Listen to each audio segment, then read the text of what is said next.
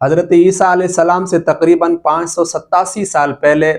بابل کا ایک بادشاہ بخت نظر، جس نے یروشلم کے اوپر حملہ کیا اور یروشلم کی اینٹ سے اینٹ بجا دی، 70,000 یہودیوں کا قتل کیا اور نوجوانوں کو، بچوں کو، بوڑھوں کو وہ اپنے ساتھ قیدی بنا کر بابل جو موجودہ عراق ہے وہاں لے کر گیا، اور اس نے ان لوگوں کو قید میں ڈال دیا۔ اور ان میں حضرت دانیال علیہ السلام بھی تھے، اور حضرت دانیال علیہ السلام نے کہا کہ اللہ نے میری قوم کو عروج بخشا اور میری قوم نے نافرمانی کی، اس لیے اللہ کا یہ عذاب ان کے اوپر آیا۔ اور حضرت دانیال علیہ السلام بھی ان قیدیوں میں بابل کے اس قید خانے میں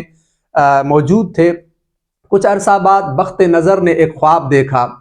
اور اس قدر عجیب و غریب اس نے خواب دیکھا، جب صبح ہوئی تو اس خواب کی ایسی ہیبت تھی اس کے اوپر کہ وہ خواب بھول چکا تھا۔ اور صبح کو اس نے نجومیوں کو، معبرین کو، اہل علم کو بلایا اور ان سے کہا کہ میں نے ایک خواب دیکھا ہے جس کی تعبیر تم لوگوں نے مجھے بتانی ہے۔ تو انہوں نے کہا کہ بادشاہ سلامت، آپ ہمیں خواب بتائیں، اس کے بعد ہم آپ کو تعبیر بتاتے ہیں۔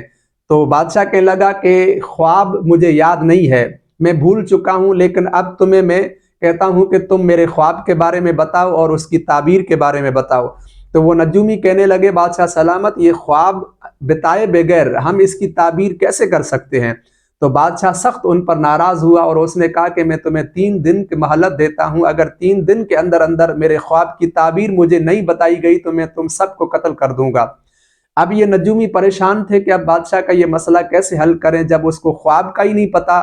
خواب کے الفاظ ہی یاد نہیں ہے، تو ہم اس کی تعبیر کیسے کر سکتے ہیں؟ تو اتنے میں حضرت دانیال علیہ السلام جو قید خانے میں موجود تھے، یہ بات کسی طرح چلتے چلتے جیل خانے میں پہنچی، تو حضرت دانیال علیہ السلام نے داروغائے جو ہے جیل کو کہا، جو جیل کو سنبھالنے والا تھا اس کو کہا کہ تم کسی بھی طرح میرا پیغام جو ہے بخت نظر تک پہنچاؤ کہ میں تیرے خواب کے بارے میں جانتا ہوں اور اس کی تعبیر بھی جانتا ہوں۔ تو کسی طرح وہ داروغہ نے بخت نظر تک یہ پیغام پہنچایا، اور بخت نظر نے حضرت دانیال علیہ السلام کو بلایا۔ اور جس دن حضرت دانیال علیہ السلام بخت نظر کے جو ہے محل میں داخل ہوئے، یہ بابل کا ایک بہت بڑا بادشاہ تھا اور ظالم بادشاہ تھا، اور بابل کے اندر آج بھی بخت نظر کے وہ محلات کے کچھ دیواریں اپنی ہیبت کے ساتھ موجود ہیں۔ تو اپنے محل کے اندر ہزاروں کی تعداد میں لوگ اس کے محل میں موجود تھے۔ اتنے میں حضرت دانیال علیہ السلام داخل ہوئے۔ اب بخت نظر کے محل کا طریقہ یہ ہوتا تھا کہ جو بھی شخص اندر داخل ہوتا، سب سے پہلے وہ بادشاہ کے لیے تعظیماً سجدہ کرتا اور اس کے بعد اپنی نشست پر کھڑا رہتا جب تک بادشاہ اس کو بیٹھنے کے لیے نہیں کہتا۔ لیکن حضرت دانیال علیہ السلام جیسے ہی داخل ہوئے تو آپ نے بادشاہ کو سجدہ نہیں کیا۔ تو اس پر بخت نظر پوچھنے لگا کہ تم نے مجھے سجدہ کیوں نہیں کیا، جبکہ دوسرے لوگ آتے ہیں تو پہلے وہ سجدہ تعظیمی بجا لاتے ہیں، یعنی سجدہ کرتے ہیں، اس کے بعد کھڑے رہتے ہیں، اور تم نے مجھے سجدہ نہیں کیا۔ تو حضرت دانیال علیہ السلام نے اس کو جواب دیا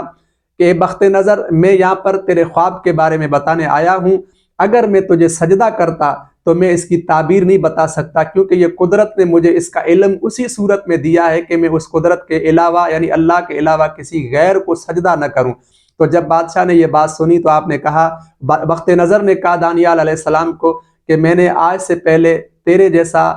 سمجھدار آدمی اور ذہین انسان میں نے نہیں دیکھا، اب مجھے میرے خواب کے بارے میں بتاؤ۔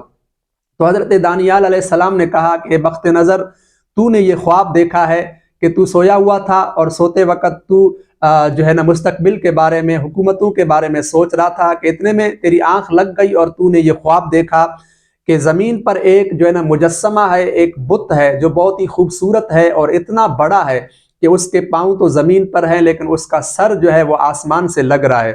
اور اس بت کا جو سر ہے وہ سونے کا ہے اور اس کا جو دھڑ ہے وہ چاندی کا ہے، اور اس سے جو نچلا حصہ ہے جو ہے نا وہ تانبے کا ہے، اور نیچے جو ہے نا وہ لوہے کا ہے، اور دونوں اس کے پاؤں جو ہے وہ پتھر کے بنے ہوئے ہیں۔ کہ اتنے میں تو نے دیکھا کہ آسمان سے ایک چمکدار پتھر اس کے اوپر گرا، اس کے سر پر گرا، اور اس نے پورے بت کو آپس میں اس طرح جو ہے نا بسم کر دیا، ملا دیا کہ دنیا کی ساری طاقت مل کر بھی سونے کو چاندی سے، چاندی کو سونے سے، تانبے کو لوہے سے الگ نہیں کر سکتی۔ اور اس طرح تو حیران و پریشان جب اٹھا تو خواب بھول چکا تھا۔ تو بخت نظر کہنے لگا کہ بالکل تم نے لفظ بلفظ اسی طرح خواب بیان کیا ہے جو میں نے خواب دیکھا تھا، اب مجھے اس کی تعبیر بتاؤ۔